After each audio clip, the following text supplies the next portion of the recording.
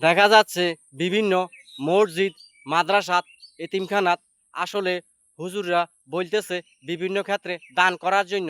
কিন্তু তারা দেখা যায় মসজিদ, মাদ্রাসাত, এতিমখানাত বিভিন্ন ক্ষেত্রে চাকরি-বাকরি করতেছে। তাদের প্রত্যেক জায়গাতে বেতন ৫০,০০০, ৬০,০০০, ৭০,০০০, ১,০০,০০০ পর্যন্ত তারা কামাই নিতেছে। তারা কিন্তু সবাইকে বলতেছে দেওয়ার জন্য। কিন্তু যে আপনারাও তো দিতে হবে। আপনারা সবাইকে বলতেছেন দেওয়ার জন্য। দেখা যাচ্ছে অনেক প্রবাসী ভাই আছে। বিভিন্ন জায়গাতে বিভিন্ন প্রবাসী ভাই বিভিন্ন ক্ষেত্রে প্রচুর দান করে। তাদেরকে আল্লাহ হায়াত দারাজ করুক। কিন্তু দেখা যাচ্ছে বিভিন্ন ক্ষেত্রে হুজুররা বিভিন্ন বাড়ি-গাড়ি বিভিন্ন জায়গাতে তারা করে যাইতেছে।